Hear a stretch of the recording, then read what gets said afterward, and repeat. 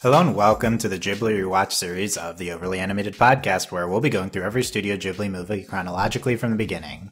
I'm Dylan Hysen, and today I'm joined by Michelle Anderer. Hello. And Delaney Stovall. Hey, y'all. The Ghibli Rewatch series, join us in rewatching or watching for the first time all the Studio Ghibli movies now that they're available for streaming for the first time on HBO Max in the United States and Netflix and most of the rest of the world. Just as a note today, I noticed, we're recording this a little bit before this comes out, but I noticed on HBO Max there have been a little bit of problems with the subtitles, and those all are fixed now. All of them are fixed. So everything we might have mentioned in the past few podcasts has been fixed as of now. So that's good. Thank you, HBO Max. I'll thank Dylan for tweeting at them. I did tweet at them several times to fix it. Dylan's like, listen. Finally got around to it. Okay. The new podcast every Wednesdays. We go through the whole Ghibli catalog chronologically at overlyanimated.com. I'm a Ghibli expert joined by co-hosts with a variety of Ghibli experience. Today, we've reached the end of the rewatch. It is time for When Marnie Was There, the final asterisk as of 2014 Studio Ghibli film. But as when we were recording this is the last one that has come out. This is the final entry in the Ghibli Rewatch. When Marnie Was There. Make sure you have seen this movie. Full spoilers for When Marnie Was There, and only minor spoilers for the rest of the Ghibli catalog, discussing both the subs and the dubs. So watch whatever you prefer, and you'll be fine for this discussion. It's When Marnie Was There. This is 2014. This is Hiromasa Yonebayashi's second film after Arrietty. Marnie was written by Yonebayashi along with Masashi Ando and Keiko Niwa. This is based on Joan G. Robinson's 1967 novel of the same name. Another British novel here, not surprising. This movie was successful critically and financially. Nominated for an Oscar, et cetera, et cetera. Yeah, so it did well. And this was the final film before Studio Ghibli temporarily closed, before people such as Yonebayashi branched off into Studio Ponok. This is the end of the line on the rewatch, although we do have two more Ghibli movies coming as of that we know of at the moment, including one directed by Goro at the end of this year. Yeah. Oh yeah, that one. Don't. Yeah, we don't. Maybe it'll be great. Who knows? I didn't know there were two. I just thought it was the one. Yeah. So one by Goro at the end of this year, one by the elder Miyazaki at some point. The elder. Okay. So, but here we have When Marnie Was There, by Yonebayashi, and I've noted, he goes on to be one of the co-founders of Studio Ponok and directs Mary and the Witch's Flower there, which has a lot of Ghibli staff as well, and is also a wonderful film. We won't be awesome. won't be covering it on the Ghibli Watch, but it is very good too. But how about When Marnie Was There? Michelle, what's your history with this movie? What do you think of it? Oh my god, this movie. So I think the promo stuff for this was released when I was still in college, because I just remember anytime like a new background image or anything came out on the internet in a press release, I would get so excited. And I just remember the first time I saw that poster art of them like holding hands with their backs to each other in this very like moody landscape shot.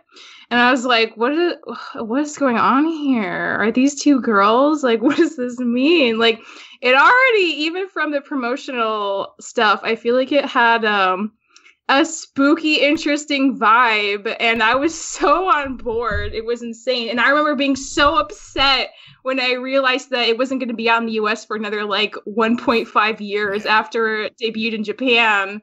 And I would have to wait that much longer to figure out what it was about. But I mean, oh my god, this movie's a lot. Like, honestly though, this is like probably one of my top 3 movies. Like, I'm not even kidding. Okay. It's very much like a personal choice, kind of like, not that, like, I think this is a wonderful movie. I feel like there's a lot to get into with the ending reveals, and you know, it's been a few years, so it didn't shake me quite as much as it initially did. I was very shocked initially at the surprise ending. But I mean, there's so much good stuff here. Like, even like, I mean, it's hard to give general thoughts. There's so much I want to say, but like this is a quality movie. It's beautiful. It sounds amazing. The character stuff's really good. And it's just like it's great to have like a main character who's kind of like a little different than we really have had before. Like I don't know, she's just so androgynous and so having such a hard, moody time in her life, and she's not the nicest person initially, and it's just I love all that. I love all of it for being what it is and being so different. And I love it. I love this movie. Okay. It's a lot. It's a lot. It's not, I mean, nothing's perfect, but this does a lot of things you never would have expected Ghibli to do. And like, honestly, like, I love that it did those things. So we'll get into it. That's good. Okay. I didn't know this was such a top movie for Michelle. That's nice. I didn't remember. I didn't know if it was gonna be. And I rewatched it today. I was like, oh my god, yes. Okay, that's good. That's good. We'll get into the reasons why. Delaney, how about you? What's your history with Marnie Was There? And for once, all of us have seen this around when it came out, so that's good. What's your history with Marnie, and what do you think of it, Delaney? So funnily enough, when Marnie Was There is actually one of the first Ghibli movies I've ever seen. So I had watched a few, like the handful I've talked about before, Spirited Away, Grave of the Fireflies. I can't really remember. Like, maybe I could have watched when Marnie Was There first and then watched the others. It was one of those, Dylan told me that I should watch these movies, and I did that. And it's one of those, like, unsure of the timeline. Like, I did watch it. A lot of us watched it when it first came out. And I remember, like, Dylan hyped it up a lot, and I was like, yeah, let's watch it. And, I really loved this movie when it first came out, and I was very much caught up in the mystery of it and like what was going on, and I remember really enjoying it. But definitely I was way more caught up in like the mystery of it, and I couldn't really appreciate everything that the movie had going for it.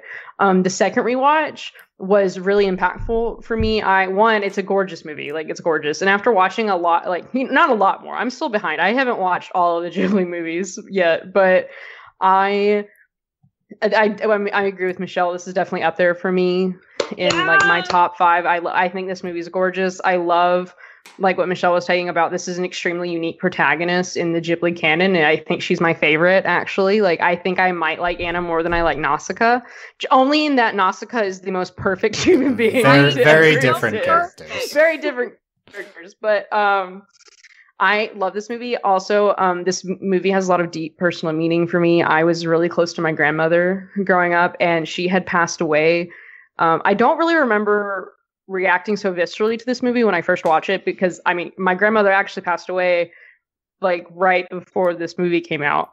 But I don't remember. I think it just the mystery and like figuring out what was going on. I didn't remember reacting. Because, you know, it happens in like the last 5 minutes of the movie, and you're like, what's going on? Exactly. But like watching it this time, I knew it was happening, and I could really appreciate a lot of the story and just how truly sad this movie is, and also how freeing it is for Anna. So I love this movie. I might cry talking about it. Like, this movie is beautiful, and it tells a really unique story that you don't get a lot in anything, in any sort of media. So I love this movie. It's so much fun. All the characters are great. And this is one of, like, I don't really like rewatching things, but I think I could watch When Marnie Was There like a ton, like a lot.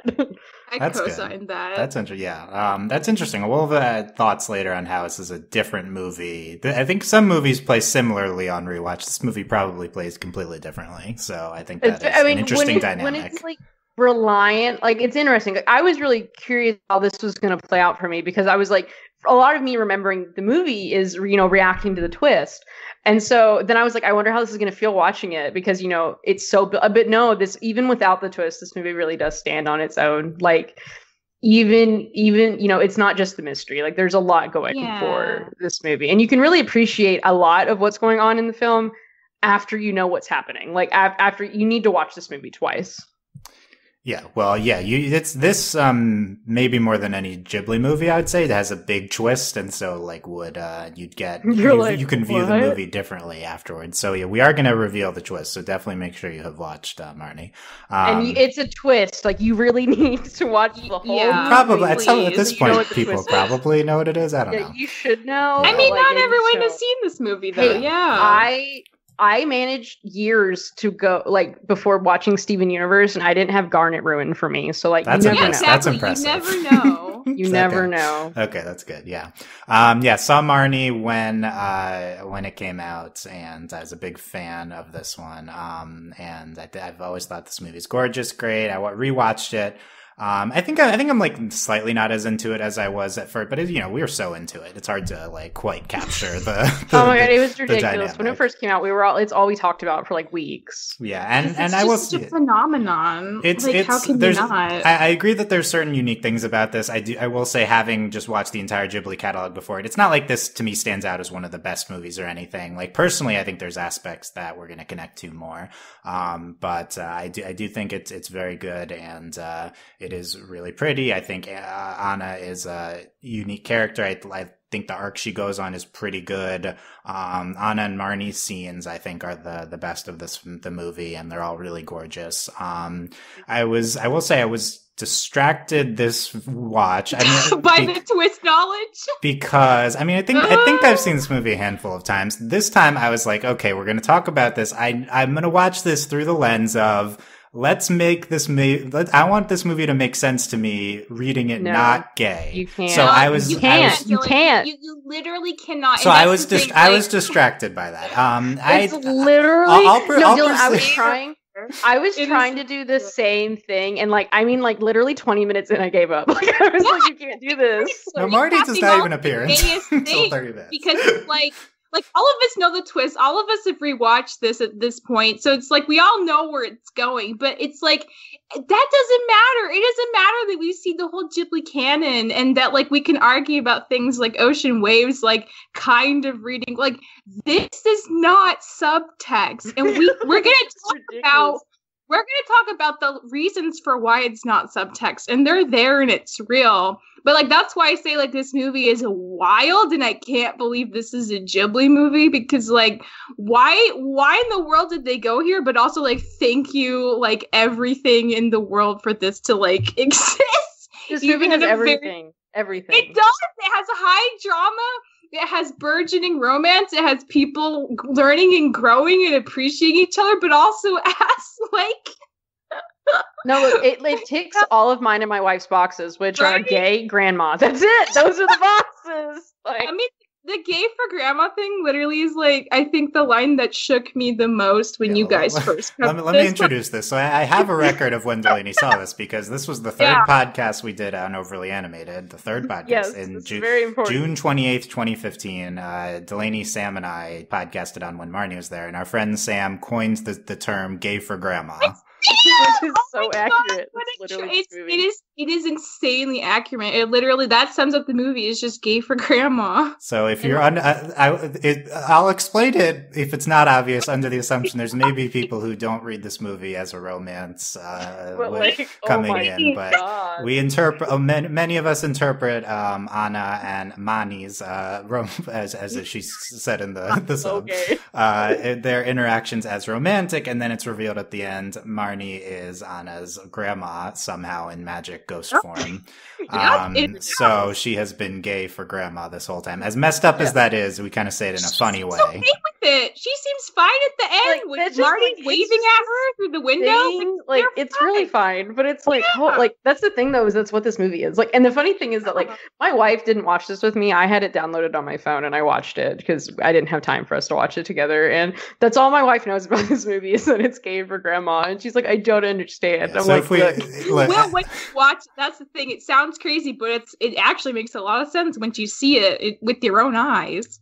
Once you, it's like, how could this? That doesn't make any sense. Gay for grandma. Once you watch the movie, it's like, this is obviously that's what it is. Like that's just that's just what the movie is. Yeah. So if you've never, if you're in our community, you've heard this term a bunch. But if you're not, then we've introduced you to We're introducing you to gay for grandma, which if you haven't, if you're now putting on new goggles, I just want you to know this will change everything for you while watching this movie. Look, even if you're like, I don't know, I feel like even if you're like the straightest of straights, like even like the first half of the movie really sets up a romance in a very like we'll get into expected, predictable way. Ooh. It's ridiculous. Yeah, I will warn. I'm gonna have to take on the role of wet blanket here a little bit. Just try to objectively present the film. Two of me and Delaney and one of you. Yeah, so I mean, look. There's also me, my personal reading, and then there's like me trying to present how the movie was made, which we'll discuss. Everyone here personally reads this movie is gay for grandma. Yes, but like, there we go. Yeah, but we have to try to figure out what's going on. And Dylan and I tried to watch the movie with like the "It's Her Grandma" goggles, which are hard to keep on. Apart. I just need y'all to know. Falls apart. Yeah, okay. I will say, so I tried to rewatch like that. I think I understand what we're going for here, so I'll present that. I do think it's not as good. Like, I do think it hurts the movie. I really had an epiphany, like, watching the movie. I have a lot of opinions. It'll be great. Okay. Yeah, I'm excited. And I guess the reason why, like ultimately, whatever, if I were going to rank all of them, this would be Ghibli movies, this would be like third or fourth from the bottom or something, like whatever. But, which is not saying it's, in Ghibli terms, this is like still a great movie, obviously. But I think a big reason for that is that I do ultimately doubt that they're going for as much of a romance as we interpret it as. And so I think when you watch it like that, it's a little more baffling to have this sort of twist at the end. So I think it's certainly one of the more striking, different moves Ghibli's ever made. It does come from the book. Like, this is all just from the book. For real? Which is the most ridiculous thing that I wonder how this reads on the page versus like just how visually how carefully and lovingly they drew all these interactions and all the blushing and I think you hit it. I think you hit it already. Like, I think the visual component makes this probably a lot more romantic than it seemed in the book, all the blushing. I don't know. Like, I mean, it seems teaches her how to row. That has to be like an important part of the book. Yeah, I mean, I haven't extensively researched this, but I've seen at least a few people commenting they also interpret the book as romantic, so I don't know. And maybe it was gay right from the start, right? And this movie, the book came out in 1967. You could interpret it as like a repressed, like sort of olden presentation of this, and you have to have some sort of twist to make up for the fact that this can't be about a romance with two girls. I don't know. Like, instead of it being like romantic love, they have to make it like familial love right at the end. Yeah, just to make it okay. I think that's an interpretation. I'm not sure about the truth value of that. I've not read the book, but I certainly think you could at least look at right at when the book came out and start to put some pieces together if you want to look at it from that lens. But okay, we can get into Anna and Marnie to start with, and their potential romance. But just in general, regardless of the romantic implications, I think that their dynamic is very strong, and their scenes together are just brimming with I don't like, it's hard to use adjectives without getting into romantic adjacent terms. Passion, and it's not. That's exactly what I was going to say, but I'm like, I don't know about that. But there's a connection, and you can read that connection as familial, but it's literally. It's like they're absurd. Being drawn to each other. Yeah. Like, when she first looks at the house and she like almost feels it like pulling her by like this unseen force. And then Marnie just like runs up to meet her, even though they don't know who each other is yet. And she just like holds out her hand to take her off the boat. Like, that kind of like energy is like pretty. Okay, it's I'm like sorry. there from the beginning. I know we're not talking about it being gay, but that was the moment where I was like, I have to take grandma goggles off. Like, I was like, right? It's just like it's very interesting to read that as just platonic, like, I don't know, parental, because like the charge, like they're both the same age when Marnie's introduced, and it's like, it's just this magical swelling moment of just excitement, and just you don't quite know what's going on, but like these two people are just like magnetically attracted to each other, and like even without the context of knowing what's going on, like that seems pretty undeniable as you just watch it unfold in that moment.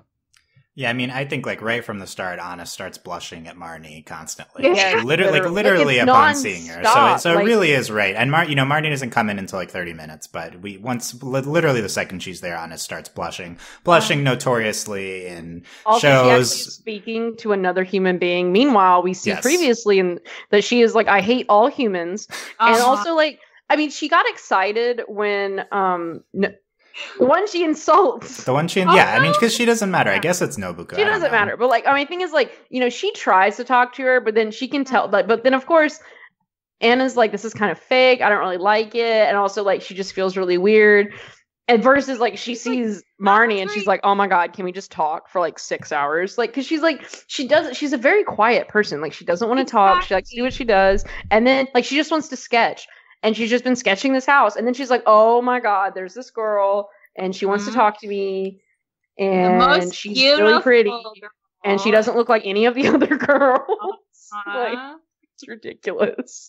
But like, I mean, legitimately though, like it's just that immediate, like, Anna just changes. Like, I mean, it's very, I mean, she starts to come out of her shell, like obviously further into the movie, but like, I mean, it's pretty rapid. Like this, she's really excited. Someone's interested in her, and they have very they live similar lives. And also literally every time Marnie touches her, Anna freaks out. Like legitimately every time. That's the thing too, because it's not just that like isolation. It's not the isolation of like Anna just like blushing willy-nilly. It's like Marnie a lot of times like instigates a lot of like physical close contact with Marnie, which is why a lot of the blushing also happens. And it's like in that way, like Marnie's kind of like taking the lead on like that side of it. But that's also a layer to this. Well, I mean, they've literally been speaking to each other for like less than 30 seconds, and Marnie puts her arm around Anna, so they crouch down, and Anna like flips out and like looks up at her, and I'm like, can y'all like calm down? Yeah, okay. And, like, okay, I feel like I gotta like start going through this. I had so many screen caps, but like case in point, they're on a boat having a romantic boat ride, like in the middle of the night, and Marnie says like, We've got to keep this a secret. You're my precious secret. You're a key line. Yeah. And then like later on, can we keep this a secret forever? And they're like, forever, and they hold hands. And I'm like, okay, because this is what's straight. We can continue to go through all that. Let me present two high level things here, because we're getting into the weeds. So first of all, it's like, okay, why wouldn't you interpret this as romantic given the joy in which we're talking about this. This is obvious, but like the end of the movie says that she's not a love interest. She's her grandma in a young form. So like, this is an obvious, like, I think it's pretty obvious why you might not interpret. Like the end of the movie seems to contradict a romantic reading earlier on. I think that at a very high level. Number two, here's a reason why you would interpret the most, other than subtext, the reason why you most would interpret their interactions as romantic is because, at least in a few scenes, Anna is literally replacing her grandpa Kazuhiko in the memories of Marnie that she recounts to Anna later. So which makes no sense. And that's why like I'm very like I have so many questions about Ghibli like framing this the way they did, because if Anna's literally replacing like the male love interest of Marnie's actual life. I mean, that is literally the definition of queering a narrative, because the literal academic definition of queering is to like anything that's relatively opposite or opposed to a traditional normative reading of a text. So there's a lot of ways to queer stuff. It doesn't have to be explicitly like sexual or romantic, but like in the case of like making it two girls performing all these actions with each other that if read straight would also read very very romantic, and if she's literally replacing a male love interest, like that is explicitly queer. That's why I say this is a queer text, not subtext, because that is literally in the movie. They made that choice. Well, I'm not saying it like. The thing is, like, obviously, it's part of the narrative, it's part of the story. Twists are important, but like, there is no way to figure out that it's her grandmother. Like, until like literally you can't figure that out until like there's one moment when Anna mentions like her grandma. She lost her grandma too. Yeah, like there is like literally one clue. Moment, and and then you would figured it out when Hasako like tells them, because you're like, it's Anna, but like but even then you're like, what are these things, because it's ridiculous. Anna gets the photo and she's like, mommy, it's literally like this. Okay, so like my thing is like I'm not trying to be like, let's ignore the story, but I mean literally, like, if you chop off the last 20 minutes of the movie, they're like it's like the gayest thing you've ever watched. And like granted, I'm not saying like the ending like worsens the movie, like because I do think there's some really powerful messages in the movie of like dealing with trauma, dealing with loss, and then dealing with like, you know, she feels alone and this reconnection to her family, and also like this very important person in her life. And ultimately, I mean, one of the most powerful scenes in the movie is like Marnie's like, "Will you forgive me?" And that's finally, I mean, letting go of this. I mean, this was really impactful for me as someone who like my grandmother. Like it was not my grandmother didn't die peacefully in her sleep. She was in hospice, and so it was one of those. She missed important parts of my life. Like I was very upset my grandmother couldn't come to my high school graduation. That was extremely upsetting. I was mad about it. And, you know, that sounds like that's so childish, so stupid. But like, I mean, that, you know, it's kind of like, I mean, I held that against her. Like it was extremely upsetting to me. It meant a lot to me and she couldn't be there. And then and she had passed away shortly after that. And it's one of those, like, I really felt that when Marnie's like, will you forgive me? And, you know, it's really hard for Anna, but she's like, I love you. Of course I'll forgive you. But she hadn't. It's been years. Until then. And she hadn't forgiven her. And I don't think, and this isn't just like, oh, she forgot. Like, this is literally like, I don't, like, there's literally this, you know, part of dealing with this trauma. I mean, honestly, Anna's had a hard life. Like, her life is not easy. She's dealt with a lot. And people don't understand, like, I mean, I understand that she was like 2, but still, like, you deal with that, like, and it's also generational trauma that she's dealing with, and even there's even more of that tying in, like, she's different because she's also like she's mixed. She's mixed, and they don't touch on that a lot, but it's there. Like they poke at it with like when she like finally like yells at that girl, but that's like this. There is a lot going on, and it's. Again, very interesting. And again, it's like, I don't want to be like, Ghibli, why'd you do this? Because, like, I mean, visually they represented it very romantically, but it's also like, this is the plot of the book.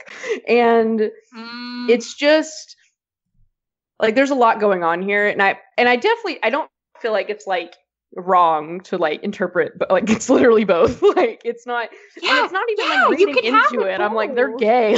Like, this is ridiculous. I don't think in this, like, I hope this isn't super weird to say, but like, I think you really can have it both ways. I think you can see it as a touching, like, you know, culmination of like Anna, like, being okay with, like, she finally knows her legacy better, like, and she has, like, kind of developed a relationship with her grandma, just not in the way she expected, but also it's very gay at the same time. Like, this is gonna sound really stupid when I say it out loud, but like, I think y'all will understand when I'm saying this. Yeah. So, like she's what, 12-year-old girl. Yeah, she's 12.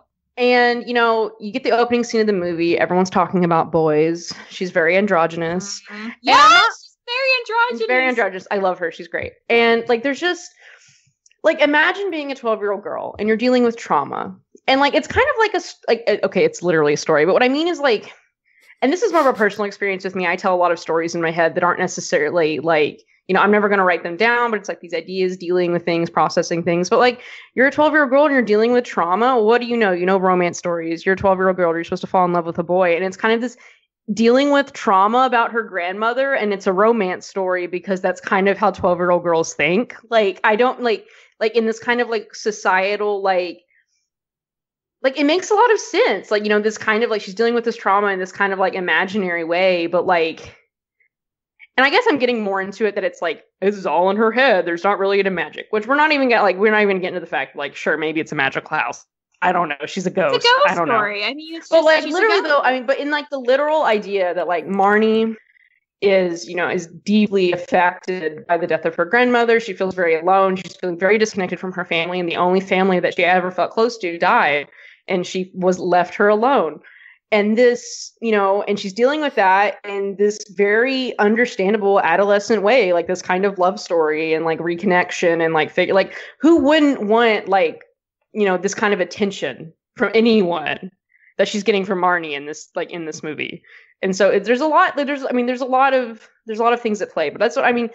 Like, I mean, you're a 12-year-old girl and you write a story and it's like, oh yeah, she like, you know, having all of this stuff, but then like, actually at the end dealing with the trauma and like it's her grandmother. Like, does that make sense what I'm saying? Like, it's kind of like literally dealing with this trauma in kind of like the most 12-year-old way you can. I will say though, like I agree with a lot of that, Delaney. I thought those were really good points. I don't think that her her like foster mom, Yoriko, I think, who she refers to as auntie throughout the movie. Like, I don't think it's that she doesn't like love and appreciate Yoriko as like essentially her mother figure. I think it's just like in the past few years, it seems like when she found out about the money, like that started distancing her from her foster family.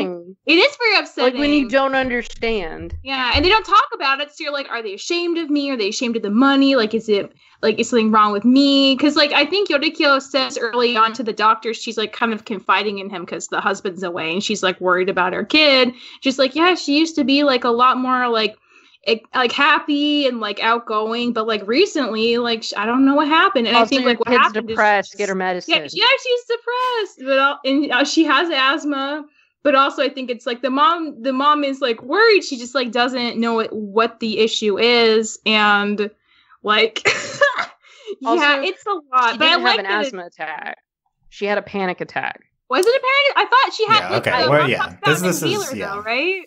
We're hitting on all of our main topics here. I think kind of this potentially codifying asthma as depression as asthma, or maybe it's both. I think you could see it both ways. I think. Not happen either? Was that not real? Well, no. I think how I read my thing is like, one, now as someone who has panic disorder and asthma, I'm now an expert. Oh, there you go. Okay, no, that's good. I know. I'm literally like, for me, like both times I watched, like, and well, the doctor even said like asthma attacks can be brought on by stress. The answer could be yes, in that it's both an asthma attack and a panic attack. But then also like what's happening to her is not how asthma attacks like really work. Like it's like, to me, and again, both are valid. Like literally the doctor's like, you have asthma, but you didn't know she had asthma at that point. Like it very much looks like a panic attack. Yeah.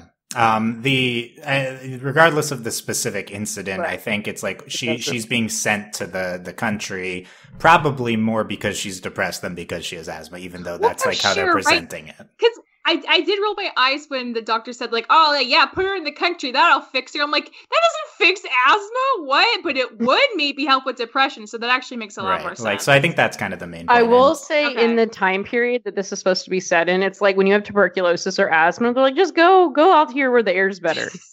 Go where the air's better. It doesn't actually do anything, but a little unclear if it's supposed to be set in the 60s in the movie. Yeah, the clothes are kind of timeless except for Marnie's, which are clearly dated, so it's hard to tell. I don't think they really say. We do know the book does take place in England, much like Arrietty. They move it to Japan for the movie. So yeah, we're kind of hitting on all of our main points. That's we can have this sort of fluid discussion. I think this is hard to talk about just because it's like there's no like right and wrong to almost anything with this movie because everything's very like ethereal. Even like everything that's happening, like the plot, what is Marnie ultimately? Is she a ghost? Is it all in Anna's head? Is like nothing really is like presented definitively. And we even get like this disco fever dream at the end. We get fever dream, but also the artist woman, Hasiko, yeah, she said like when Anna's talking to her towards the end of the movie, she says like, "Oh, you've seen Marnie," like she like knows it, so that kind of implies maybe she's seen her too as a ghost because she hangs out by the house, and Marnie can only manifest as a ghost around the house because she says she can't go far away. That, yeah. So yeah. I think other people have seen her too. Yeah, I mean that is certainly well. Possible. Even Choicho at the end, he's like, "Oh, girl who," and I was like, "Bro, you've seen a ghost. That's why you don't talk." Oh my god. Yeah, I guess that would lean. He's like a quiet guy too. Like that's why Anna gets along with him. They're both quiet, kindred spirits. That'd be too long ago for him to have seen it. Really, yeah. I guess. He's not that old. Yeah. Okay. Yeah. I think let me present the what I think the movie is going for with the and Michelle's like I read the movie as both gay and as like an emotional like grandma thing, and I personally I do that as well. Like I'm able to process both of these things in the movie. I think a lot of people view it as contradictory because I think. Like, I feel like it's a little obvious why one might view it as contradictory because, you know, if she can't be girlfriend if she's grandma at the end, right? Like, I mean, why not? She's a ghost. But to be fair, also, Anna doesn't know it's her grandmother until the end of the movie. I think that's true, too. So, and I just, like, I think about how Anna, like Delaney was saying, like, the fact that she looks so androgynous, I feel like that immediately caught my attention in the poster even, because, like, Marnie has this long, like, golden lock hair and this flowy dress, and then Anna just really has like this really short haircut and just like super loose, comfortable clothing that doesn't like accentuate any part of her body at all. And she feels like, I feel like she takes on such a protective role with Marnie later in the movie too, like, which feels like can be read as a little more masculine. I feel like Anna's completely comfortable and willing to step into that role for Marnie because they feel like they're protecting each other. And that's just like, if anything, I feel like this just shows that Anna herself is very queer, regardless of grandma stuff. This is kind of the telling thing, is that like Anna's like the prototypical like Ghibli boy. Like that's who Anna is. And like, and that's probably why she's my favorite. Like she's literally like, if this was a different Ghibli movie, she would be a boy. Like she's just like the Ghibli boy. I was thinking that too, which made me so happy that she's not a boy. Because again, it's like there are so many interesting choices that were made in this movie. I mean, well, it's very similar to Only Yesterday, also. I mean, I feel like this was so much more intentional, though. And I say that just in terms of, like, dialogue, time spent, and scenes accumulated. And, like, in a weird way, I wonder if, like, I mean, it's one thing and I don't know what they've said after this movie came out, but, like, I have to think some of the people on staff, like, maybe in their heart of hearts, like, wanted to really hype up this romance and their connection and just lean hard into that with the safety net of knowing, well, she's a ghost and a grandma, so it's not like anyone can really tell us it's gay. So, like, why not go all ham for the first 45 minutes? Because that kind of feels like what they did. And I think that's, like, very interesting for Ghibli. Yes. Okay. Let's talk about intent behind Ghibli. We're this series is kind of covering Ghibli. We're trying to get into that, and this, we're mostly trying to get into that to Miyazaki and Takahata. So here we're in not in that territory.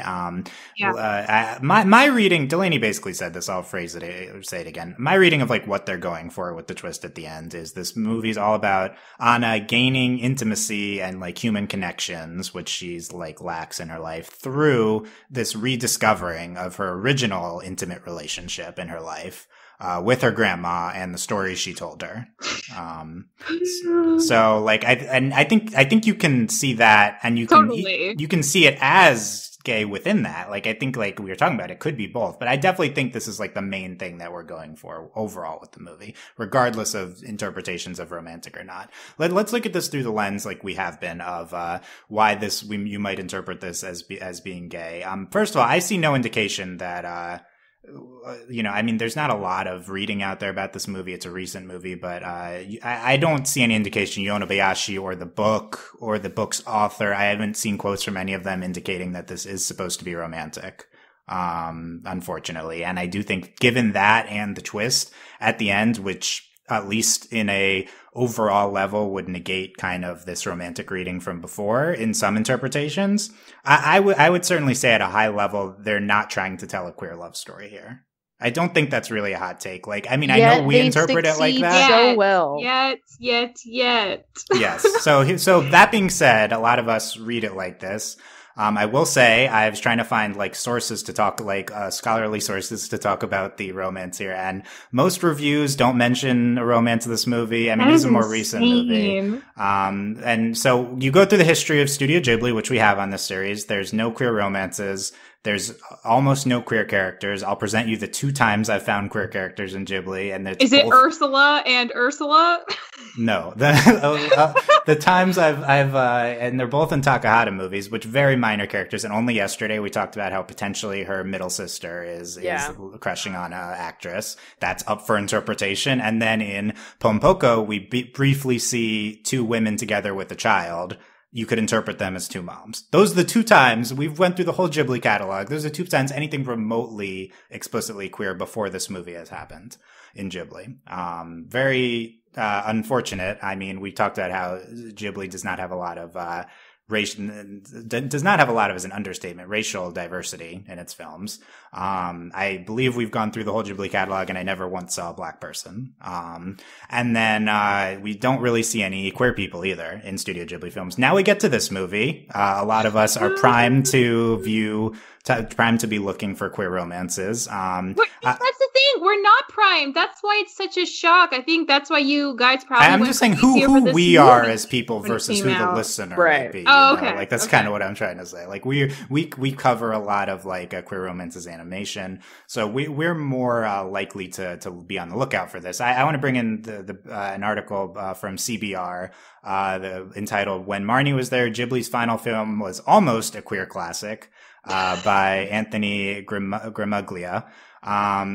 He brings up some points of a good summary of what we've been saying. Basically, he says about their intimacy, the two become immediately close through though the nature of their relationship isn't clear until the very end of the film, which might lead viewers on their first watch to wonder, is Anna realizing she's gay?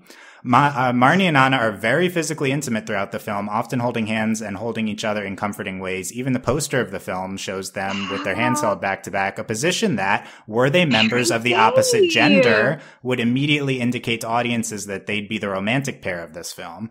They have more physical contact than Sophie and Howell, Ashitaka and San, or Chihiro and Haku. Even if nothing came of the building relationship in terms of romantic attraction, there are enough undertones and implications to at least create subtext.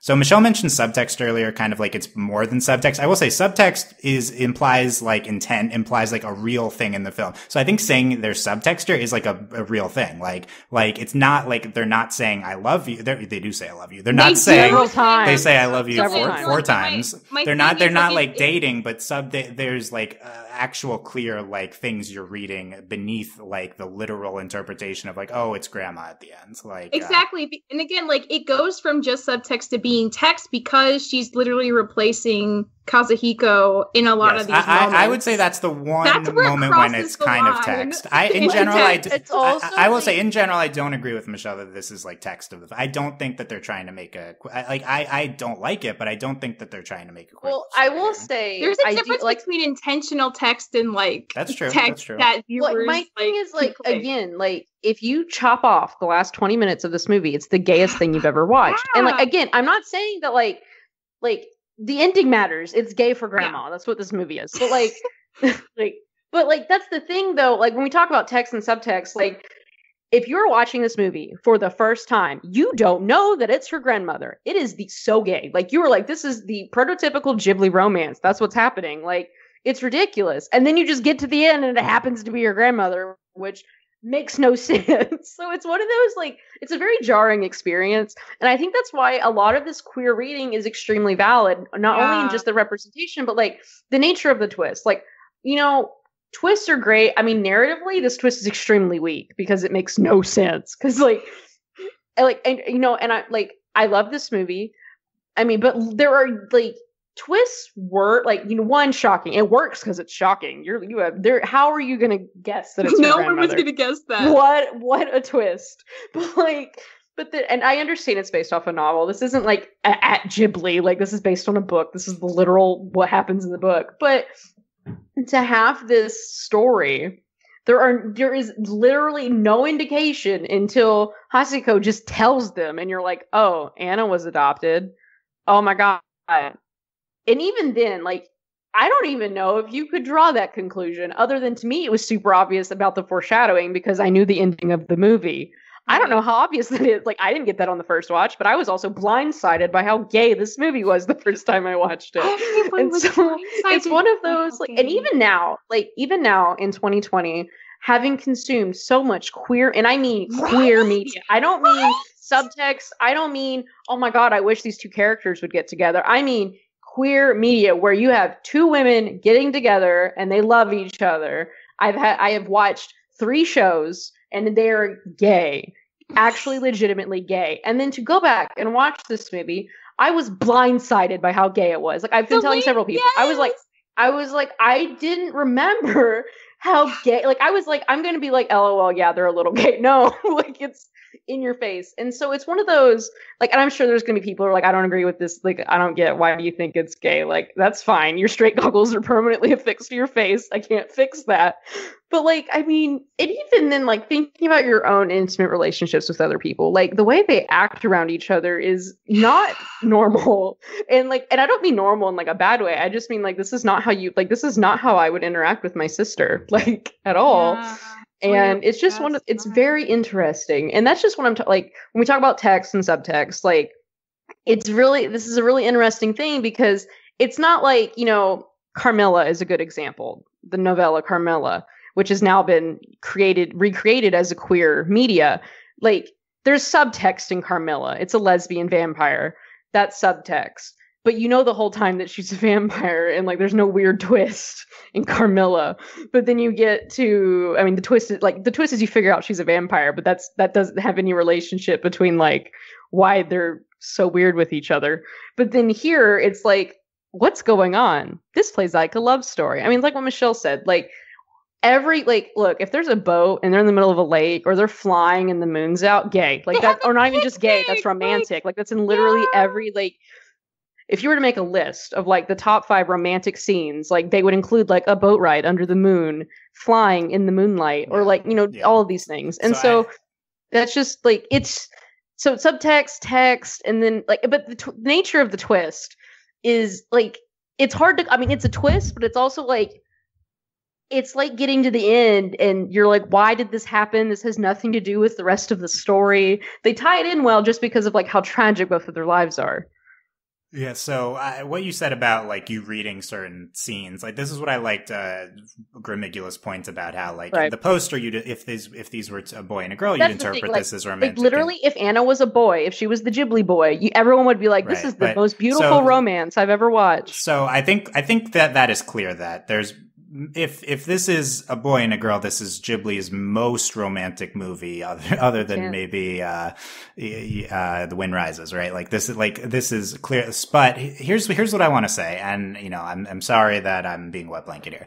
Ghibli, you say like this is like the prototypical Ghibli couple. I think the part of the prototypical Ghibli couple is heteronormativity. Like I think it is that it's a boy and a girl. I agree with you. So the fact that they are 2 girls innately makes it different, and is innately making it different how Studio Ghibli, run by old men, is gonna present this romance. This is also really important, like, and I've been wanting to bring this up for a while in some of our other discussions. Like, Miyazaki, we're talking about, and this isn't a Miyazaki film, but we're talking about Studio Ghibli overall. Environmentalism, great, like all of this stuff, war is bad. But we're talking about Japan, and Japan right now still... Well, I don't know, like, I mean, we talk about this a lot in anime, too. Like, there is the likelihood of, like, a big budget film succeeding in Japan about 2 queer girls is, like, 0. Like, that's not happening because that's not a thing. That's not okay. And, like, Studio Ghibli would have been ruined if they had made a film like this and it had actually been queer. Like, I actually think Studio Ghibli is maybe the one studio that actually could do a queer story. Now, like they have the power. They have even before. Yeah. I think they have the independence and the power, and the fact that they weren't really pushing boundaries, I think, is a valid criticism of them. Like they're the only type of studio that would make a sort of out there movie, and they do with their environmental and their feminism. And, but then it's like we talked about the racial diversity. Like this is very much. Japanese movies for Japanese people. And obviously everyone loves these movies, but that's what these are. They're very culturally homogenous, which is why, that's why this movie exists. Like, this is why they looked at this book and were like, oh, this is great. They're just gal pals, and she's best friends with her grandmother. Isn't that adorable? Right. So Delaney's completely right. And so we need to keep in mind that was another good one, Michelle. They do, yes. And again, that's another replacing Alva. I mean, I guess not. I guess that's not a direct replacing. No, she she dances with the flower girl in real life when she's young. Here's the thing though, like I was like having so many yes moments with Delaney, because like I too, like I was really curious on rewatching this if I was gonna read it as gay as I did the first time, because we have had so much more canonically explicit, at least, queer content, especially in the animation realm in the past like 5 years, and that's a big deal. But like in a way, I feel like the normalization of all that queerness as like real made it easier to see this for what it feels like it is the second time watching it, and I didn't have to struggle as much like interpreting how I actually felt about it, because like it feels a little more normal that 2 girls could be in love, and just like it's just there are so many things that feel so weirdly intentional, like the fact that Anna is so androgynous and doesn't look like literally any other young girl in the movie, or the fact that they frame their relationship immediately as a secret, and it's like a promise that we'll be each other's secret. Like that feels like a very kind of queer coded thing to do. And like the fact that she does get jealous of the boy at the dance, so she dances with her separately to make her feel better. Like that's literally like, I don't know, it reminds me of like in the finale of Korra when like they had that handhold at the wedding and that was intentionally meant to be like the same thing for Korrasami. It's like it's supposed to be read as romantic because if you take off your hetero goggles, like it's the same explicit action. So why wouldn't you think that, you know, in a perfect world? So it's like this sprinkling of all that stuff on top of it that also just really pushes it to be hard to not feel so strongly reading it the way we are right now, at least in my opinion. Yeah. Look, and I get that from you guys. I think certainly we've gotten that we feel strongly about this. For us, it feels that way. I think this movie presents the biggest cultural disconnect we've encountered, even more so than like Takahata's weird movies that are hard for us to culturally parse, the Yamadas and Pompoko. Like this movie is such a big cultural disconnect because it's not intended to be queer by the people at a high level making it, and Japan is largely not watching this movie thinking this is a queer romance. And I feel like that's kind of tough to say though, because like it's not like there aren't queer people in Japan. Of course. You know? The fact that Michelle, the fact of the matter is, like, you Google Marnie queer, and like we're some of the only people to talk about this movie like this. We're very bubbled in this reading of this. And again, movie. like culturally, we're talking. I mean, we're very lucky here in the United States. I mean, we were later than a lot of countries, but like, you know, Japan is one of those countries where like. Me and my wife like to travel. Me and my wife do not feel safe going to Japan as two women who are queer and married. Like this is very much like it's. They are. I mean, there are laws. It is very not okay to be gay in Japan, and that's one of those things that like I'm not like. It's just. I mean, obviously there are queer people in Japan. There are people suffering. I mean, and well, even we talk about all the feminism in these films. Japan is also very much still an anti-feminist society. Like. Women who do work, women who are not married. It's still very much this. Their entire economy is based off getting married young, having a successful career, but women take care of the children at home. Their entire economy is based on that. And that, you know, there's still a lot, in some ways, for sure. Japan, of course, I think it's better now. I think in Tokyo, you're generally of course, and that's that's with everything. But I mean, I will say there's been a lot of articles coming out, especially recently with the pandemic, dealing with a lot of these issues. And as so much of like how much we catapult a lot of animation and things that come out of Japan, there are still a lot of like, there's a big cultural divide between the media we consume here and the media that is in and comes out of Japan. Yeah, of course, and definitely a big cultural divide in terms of like this notion of Japan being less feminist, and I don't want to paint Japan as this very conservative place in the United States. Yeah, that's very like more progressive like, place.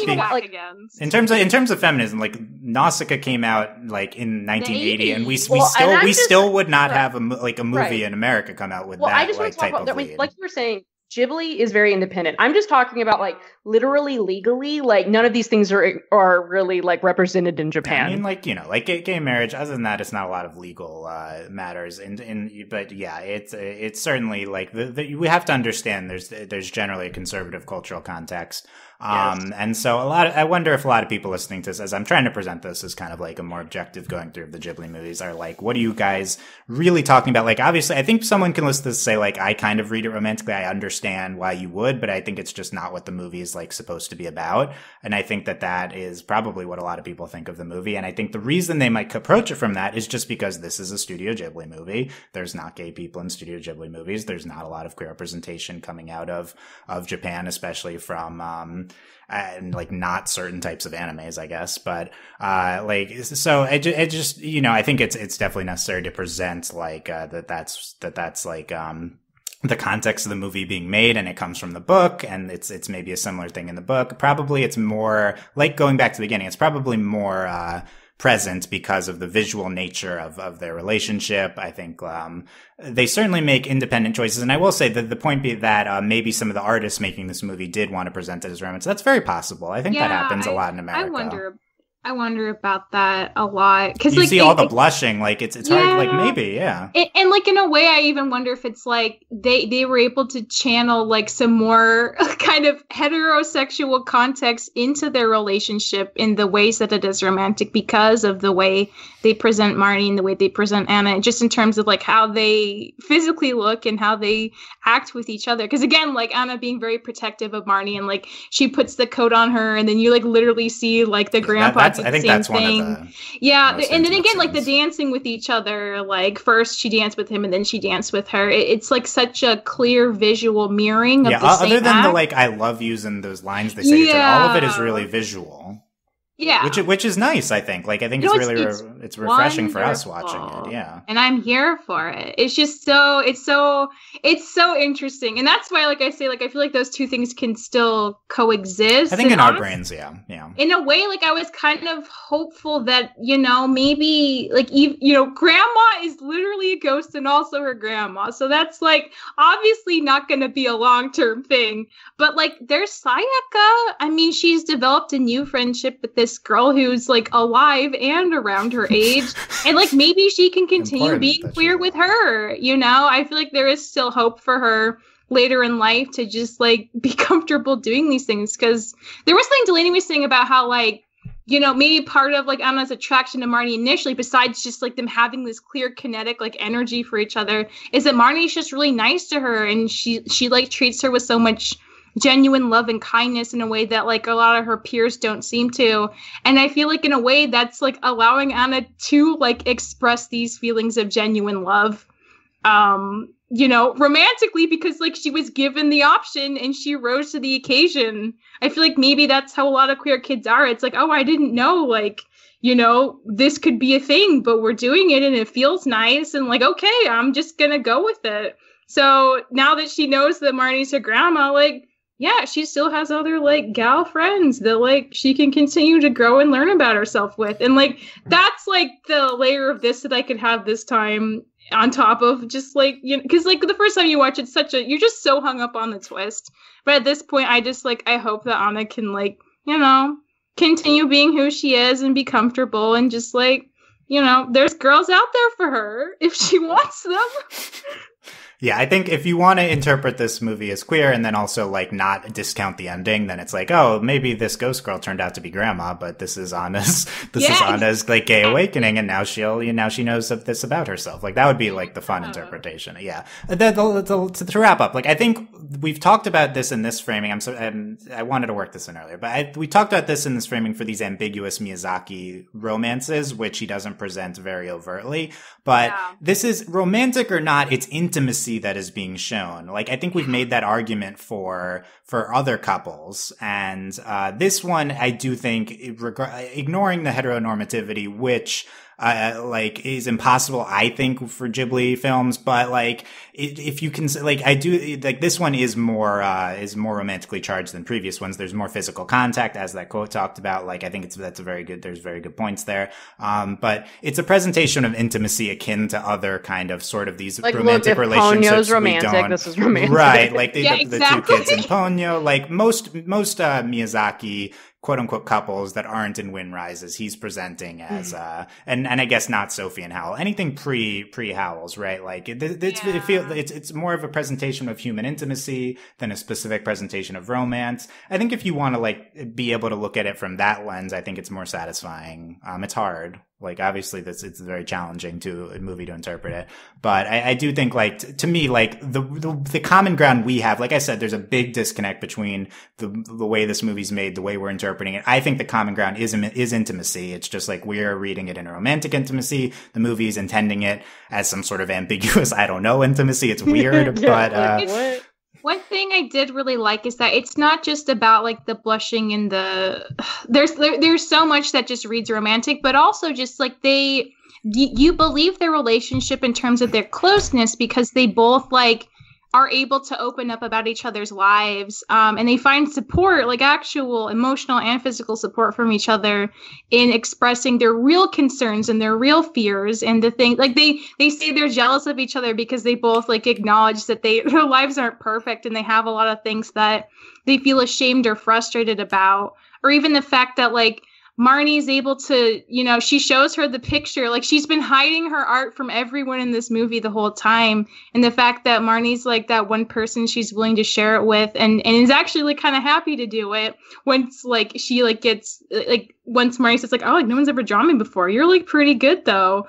Like, I think moments like that make it grounded in a sense of like realness that isn't just about romance, because any real romance that's good isn't just about like being in love for the sake of liking. It's based on this intimacy at its core. Yeah, and I feel like they get that too, which is like a very, I will say, very Ghibli kind of relationship. I agree. I think what I'd bring in here is we get the two I love yous of the four we get are when first like Anna's like bearing her soul and like upset and crying, and then Marnie comforts her, and then we get the reversal, and which they like say very bluntly. There's a lot of blunt lines in the movie, but like Marnie's I love you the most too. Yeah, like and then she comforts her. That's kind of their sharing of each other. Very much feels like to me, like I agree, a lot of Ghibli romances I talked about in Earthsea with Teru and Aren, like there's this kind of, a lot of Ghibli romances do seem founded in this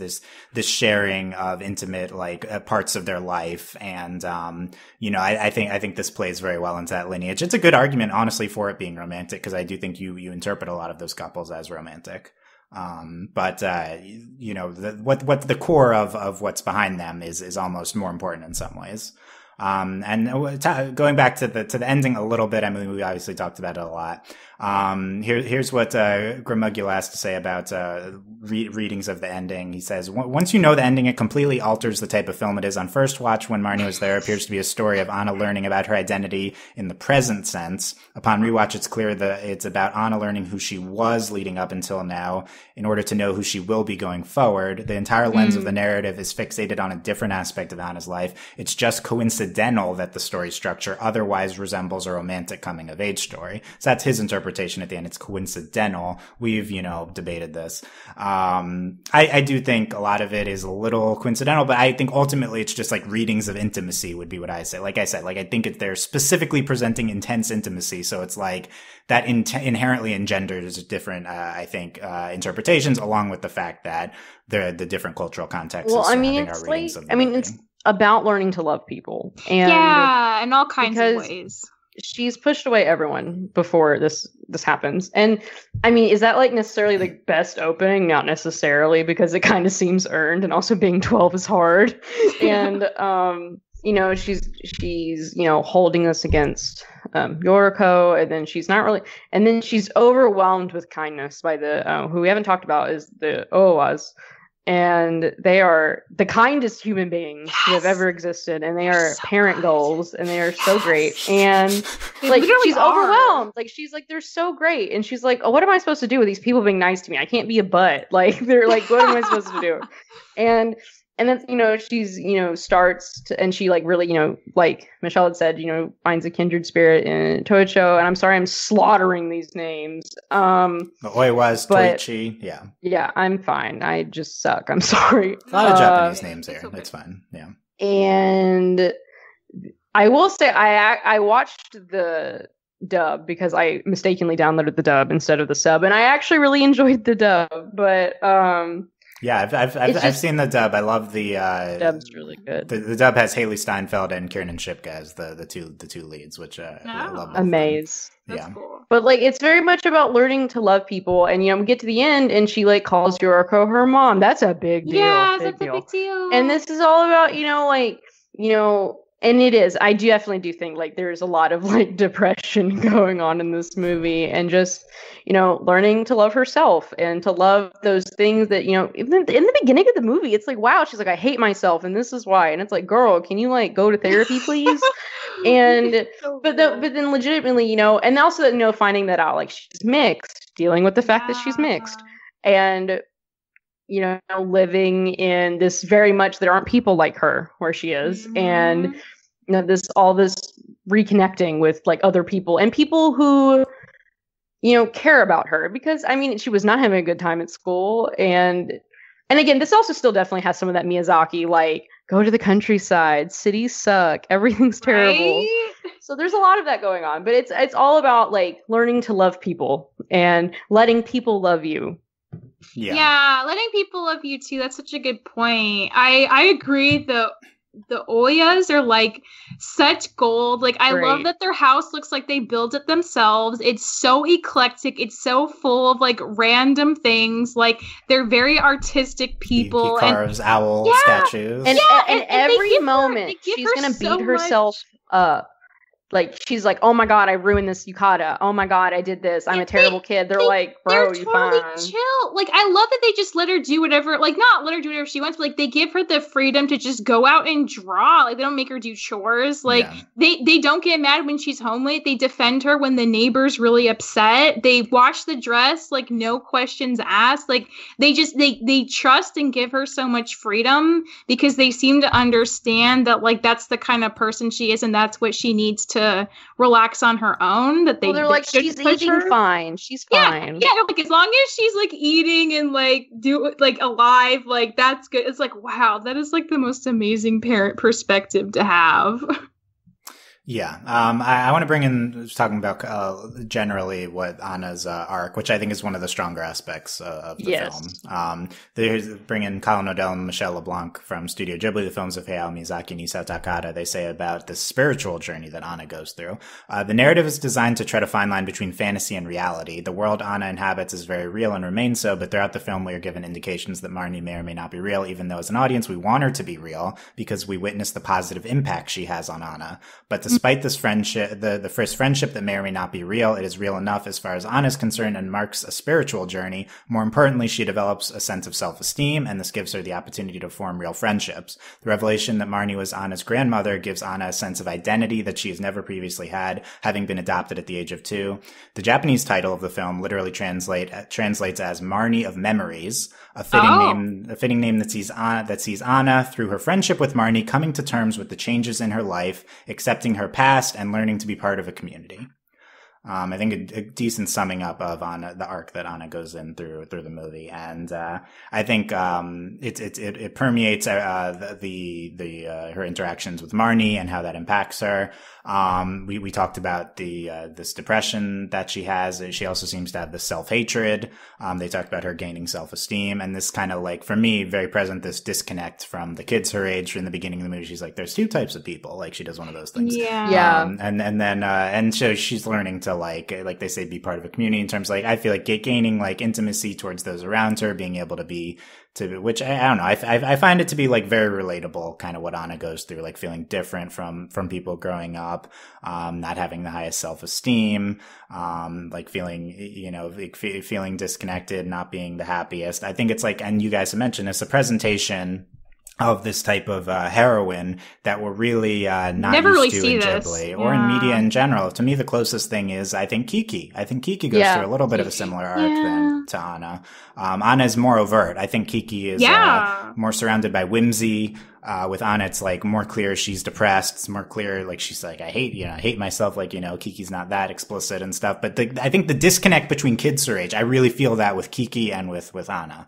The scene in Kiki when she's just like, I don't want to go with these other people, when they're by the blimp. I think Anna's arc really is a good foundation of the movie. And, then it ties together with her, like, discovering her past and, that propping her up and stuff. I do think it's strong in terms of the ending of the movie. I think, like, it's like frustrating because it seems contradictory with my reading of earlier in the movie. It's also very emotional and well presented, though. I think we've talked about that. All the scenes with the flashbacks with the grandma. It's a really gorgeous ending. It's a little complicated, but ultimately I think it wins out. I don't think it's so complicated.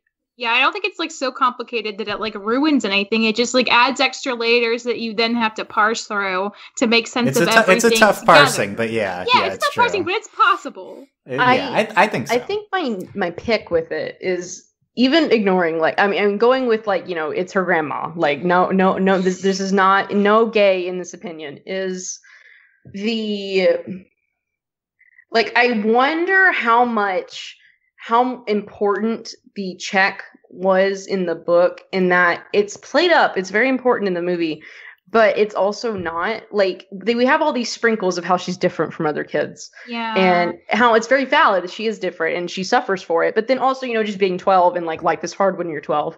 But then there's also this, it's not, I don't want to say undeserved, but like it almost would have made more sense to figure out that it was her grandmother in the middle of the movie, because we've seen her go on this journey and by the end she's a completely different person. And it's hard to be like, why did she have to find out that it was her grandmother to move forward? Like it's this very interesting barrier that almost feels like the problem I have is I think you could read the ending of the movie as she needed this familial foundation in order to move past. Which is why I prefer, a lot of people in real life, don't have that. So that's my thing is I prefer the reading you presented from CBR, that this was, the grandmother was about her past and this is about who she's becoming, which is, I like that reading a lot better, like about Yoriko and like, this is my family now. I like that. And also choosing family where all of her family didn't, like, like her grandmother was searching for what she didn't have, and then ultimately it fell apart, and then so did Emily. And in this case, she's succeeding. She's found her family, and it has nothing to do with blood. That's important. That's a good story. That's a good message.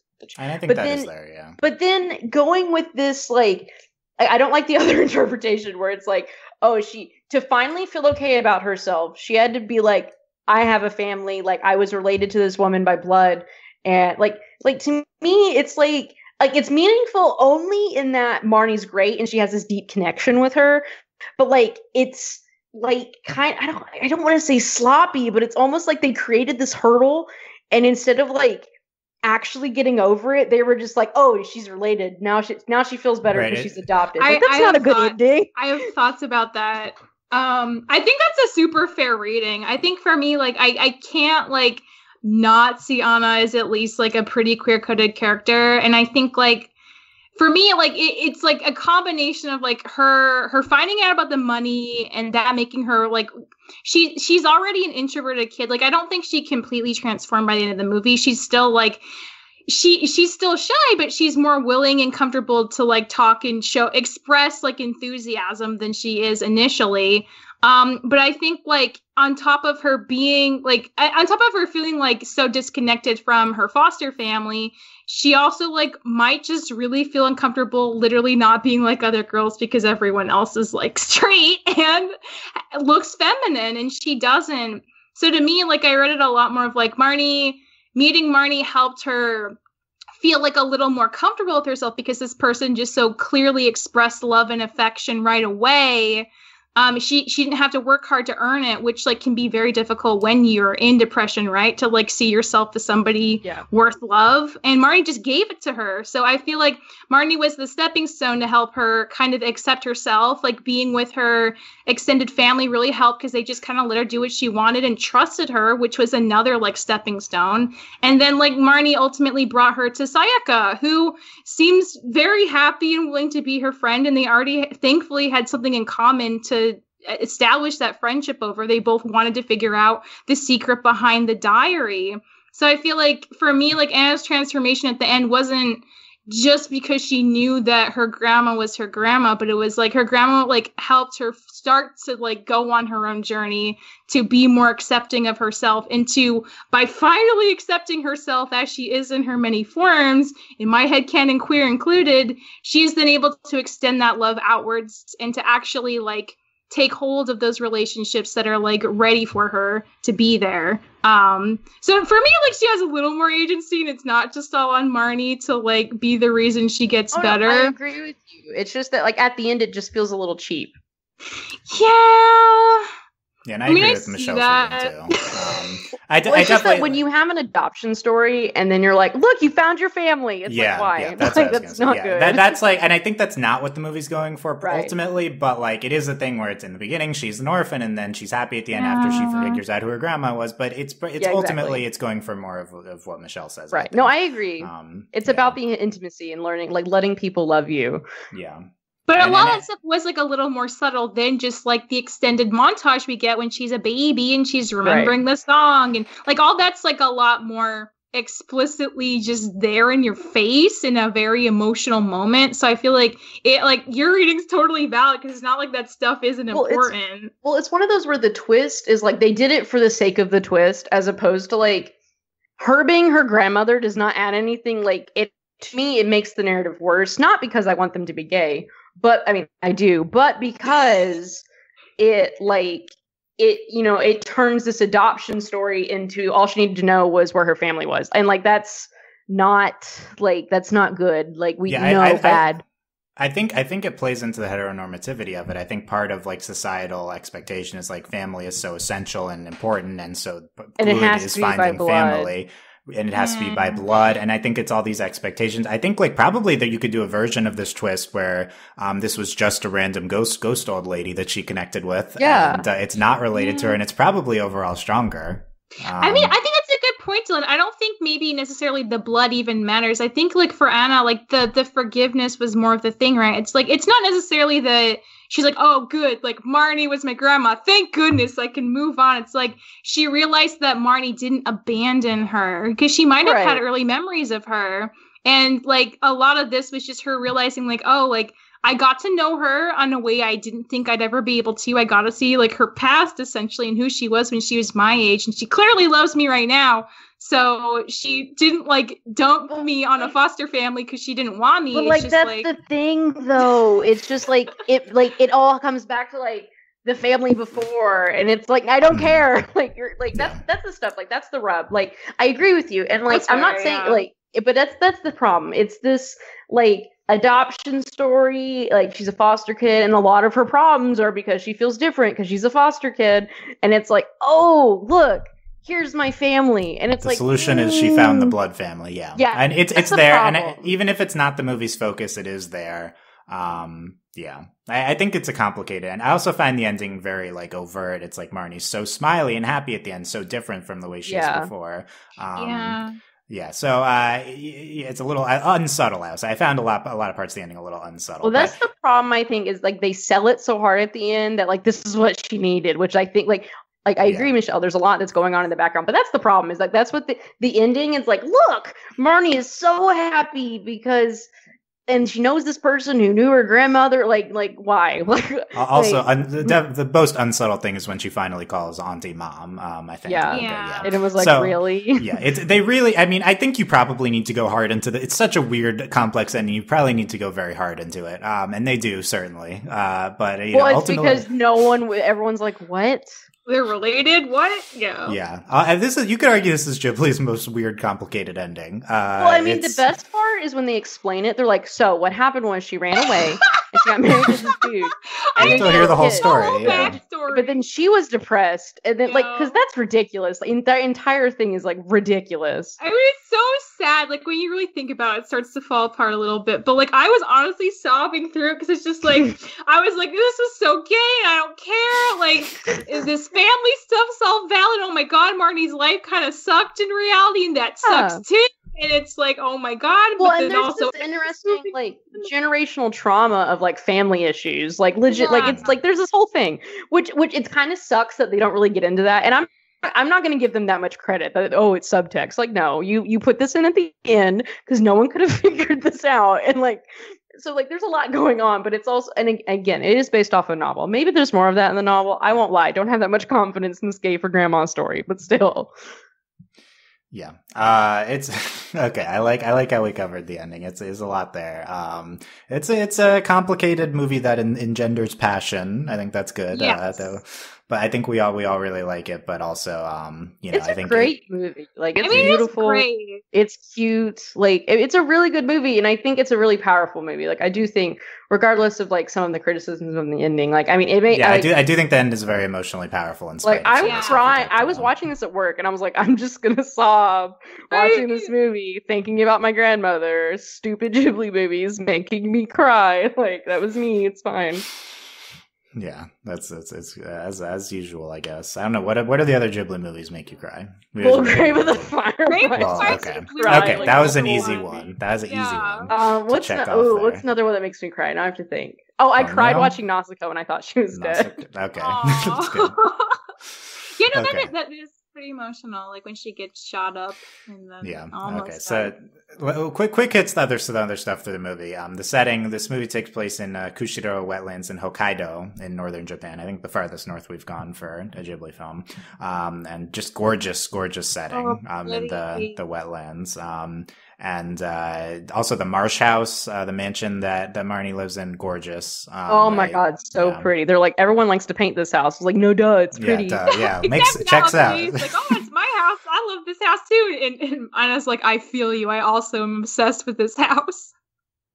Yeah, they love the house. And they're like, we're renovating it again, sneaking in that like we don't like change. It's like, please don't like. Why are you making this house ugly? Why you do this? Yes, we have don't change. Put a flat screen in this house, please. Yeah, unclear. Modern, not modern. I didn't even think of that until now. So it's hard to tell if it's the 60s. It is hard to tell. Yeah, I guess like rural Japan maybe feels older in depending on where you are. If you want to take the Ghibli journey, which is very tempting, you want to go to the southern rainforest island that inspired Mononoke to the northern Hokkaido from this movie, and hit all these stops along the way. One day, that would be the dream.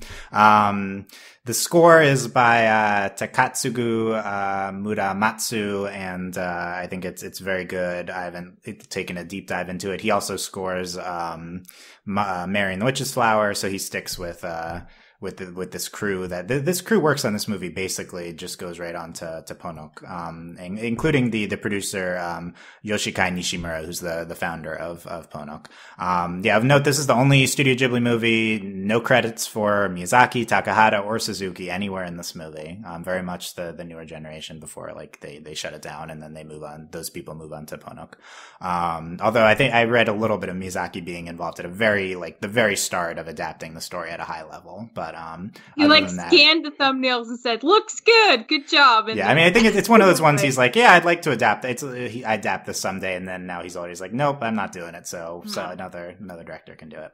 A few of those in this later period. The end credit song, I love the end credit song. It's "Fine on the Outside." Oh, it's so good. Same gal who sang the stuff from Arrietty, right? No, this is by Priscilla Ahn. She's an American artist, and similar story to the Arrietty. She apparently wrote into Ghibli and it's like, I think it would be good for this, and so they have her on. Just an English song by an American artist, and then credits for this. Very weird compared to anything except for Arrietty. But it's really beautiful song. Definitely feels like it's from Anna's perspective. One of the most like personal end credit songs to the movie. It feels like to me. Underrated aspect of going through all the Ghibli movies. I think people probably know this, but Ghibli is like 100% score on end credit songs being incredible, and there's so many really incredible ones. So that's definitely something that stood out to me watching them all again. Like every single movie has such an amazing song at the end. I just want to say I really love the music for this. Like, it's not a Joe Hisaishi score, but I feel like it's kind of the vibe they chose is so perfect. Like it's so dramatic and so like over the top orchestral at moments, but like it just fits the high drama of this ghost story adventure, and it's so good. Like I did find it a very striking, strong, just OST, you know. Yeah, I do think. Yeah, I think the movie is very well made, and the location of the lake by the marsh by the mansion, the primary location of the movie, is always really gorgeous. Very, very like insular location, I think, for a movie. We pretty much just stay there the entire time. That and like the Oiwa's house and stuff. Although we start in Sapporo. Yeah, I think that's most of what I had, and we there's a lot of more moments. I think we hit on the main ones. But I think the silo scene is super gorgeous. That's probably the most spooky. Intricately animated scene with the rain coming down and then the coat and everything. Michelle, any final Marnie thoughts? I mean, yeah, but like, how do you condense it all? I mean, okay, there are two screen cap quotes left. I'll hurry and go through them. The iconic one where Anna tells Marnie, I kept calling you in my heart. And Marnie just kind of takes that in stride and is like, oh yeah, me too, same girl, which, oh my God. And then one of the last ones where they're like holding, it's after like Anna's borne her soul about like, you know, just feeling so alone and like having this frustration with like her foster family. And then like Marnie hugs her and says like, I love you more than any girl I've ever known. Which, again, it's lines like that on top of the secret thing where it's like, we have to keep the secret, but we'll be together forever. It's like, you just don't hear that kind of stuff about most girls with each other, and it just really helps the queerness of this movie. Last thing. I actually really love the location of this town for for Anna, because like, it feels like, because it's kind of out of the way, and I remember like a comment her foster mom gave when they were like driving there, like, oh, like since they built that highway, like nobody drives through here anymore. So it really is kind of like a quiet, untouched part of the country. In a way, I think like maybe part of the reason it's important for Anna to go there is because like, in the city, like where she's used to growing up, like everyone's a lot more concerned with like how they present themselves and like what's normal and like convention, because there's a lot of people and it's like there's a lot of businesses booming everywhere. But like in a quiet little town off the highway like this, you really can just like be yourself. And I feel like maybe for her, it was a much easier place to be accepted because she didn't have the pressures of her normal life constantly around her. And I kind of really like that layer to it too, that like this humble town's just like not gonna bother her as much about being quiet and just wanting to do art, or like, you know, like it really does, like I think the setting does help her kind of come into her own in a way too. So I thought that was a really good choice. That does sound like Only Yesterday when you describe it like that. Yeah, I told you. Michelle's buying into the return to the countryside narrative that Ghibli has hammered into our heads for so many movies. Bother you? You can just be happy being who you are. This movie, yeah, I mean, you could argue this is one of the most successful presentations of this theme of going to the countryside. And it's not even as overt as a lot of the Miyazaki and Takahata ones. It's interesting. Good thoughts from Michelle to end. Delaney, any closing thoughts? I love this movie. This movie's just great. I think it's a really powerful and beautiful story. Very succinct. Yes, I do think it's a complicated movie. I don't know. I think we somewhat sorted it out, and somewhat it's just going to always be complicated. But it's just this mystery. It is powerful and gorgeous, and it is nice that we finally got a movie from Ghibli that we could interpret as gay, at least. And right at the end, I will say, Goro. We've only seen stills from Goro's upcoming movie. I'll die in that rock if I have to. There are some potentially queer characters in Goro's upcoming. I don't know. I've just seen stills. I'm interpreting, but we're on the lookout for that from the last. Interpreting? Do you mean like wishing really hard?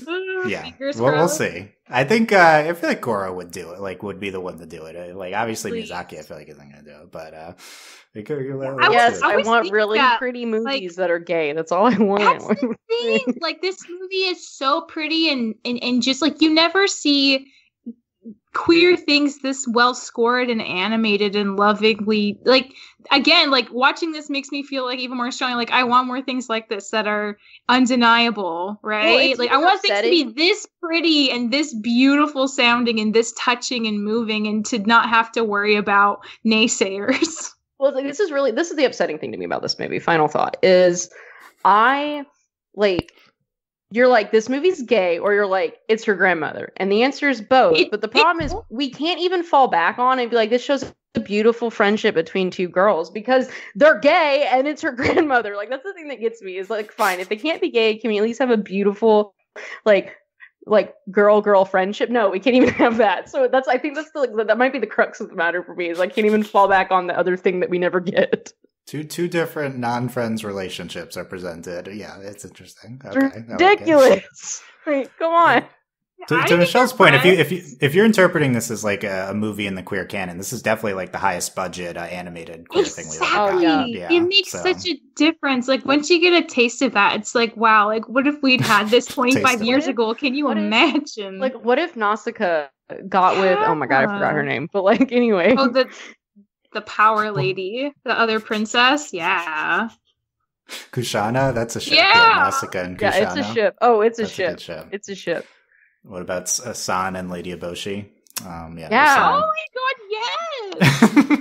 yes. Or simply do not have men in these movies. Like, yeah. I mean, look, we're talking about the That's prototypical Ghibli fine. boy. A lot of Ghibli movies very female centered, so like it's not like we're that far off from not having men in a lot of these. This movie, not a lot of men, right? Yeah. The who's the silent guy? Yeah, we did the fisherman. Didn't talk a lot about him. He's a nice silent guy. character. It's wonderful. He's great. Yeah, and then the owl carver. that's Yeah, like there's it, right? two. And then maybe like grandpa, but he's barely in it, so he doesn't really count. So there's two men and everyone else is lady. Kazuhiko, who doesn't talk, but we kind of know who he is. Yeah, that's it. Kind of. Yeah. So yeah, I think Marnie, very like complicated but gorgeous, and I'm glad it does exist, and that we got this movie, and it is an interesting way to close out the chapter for Studio Ghibli. As in many ways one of the most distinctive films we've gotten from Ghibli, and excited for the future from the studio. But this concludes our Ghibli Rewatch series. So it has been a lot of fun, and we've covered a lot of ground here, and I wanted to give some thank yous to end the series here. Want to thank all of the people who've appeared on the podcast, Delaney, Michelle, April, Alex, Allie, and Maddie. And all of our, I guess we can do the patron thank you now, patrons who have supported this series, including our patron of podcast Kent, and patron executive producers Ryan, Steve, Alex, Beatrice, Hugh, Michael, Needle, and Phonician. I've quoted a lot of amazing Ghibli sources on the podcast. Most foremost, Susan Napier, who is an incredible writer, author of the book Miyazaki World. A few years ago, we happened to get Miyazaki World as an advance copy sent to us by the publisher. Really? Yeah, and I wrote a review before the book came out, and what luck in finding the best Miyazaki book ever written was just sent to us by the. What are the chances? A miracle. Yeah, it's that was like my introduction to Miyazaki reading, and it was like still the best one. So like definitely check out Susan Napier's novel Miyazaki World if you just want the best source of everything about Miyazaki. Definitely like revere her work a lot, and I think that's shown through me constantly quoting her throughout the series. Also Colin, Odell, and Michelle LeBlanc we quoted a lot, and their book, the films of Hayao Miyazaki and Isao Takahata. So I think that's a little bit shorter one with shorter entries on each movie. That's another great resource, and I've quoted a lot of the best parts of that. We had Danny Cavairo and her few books, some interesting takes from her throughout. So thank you to everyone who we've quoted. Also the Miyazaki, there's the Ghibli documentaries, including 10 Years with Hayao Miyazaki and Kingdom of Dreams and Madness. Among others, a lot of great stuff to check out. And if you want the names of all this, I have been putting them in the podcast descriptions, where you can go back and look at the info for each of these podcasts and check them out. The titles of all of them. So thank you to everyone we've quoted who's contributed to our discussions. This has been one of my favorite things I've done podcasting. I'm really happy we did it. I was really afraid to do such like this comprehensive look back on my favorite films ever. But like now is the time. They're widely available. I'm so happy about that, and I hope that we did them justice here. I think we put a lot of work and had a lot of interesting discussion about all these movies, and I'm happy this is now going to exist as a feed for people to reference if they check out Studio Ghibli movies. Can search up the Rewatch feed and listen to these podcasts. So also thank you to everyone who's listening now or in the future. It's been a lot of fun, and find everything about us overlyanimated.com. I think we've done all of the ending stuff for the podcast. So for one last time, thank you for listening guys, for the Ghibli Rewatch series. Bye. Bye. Bye.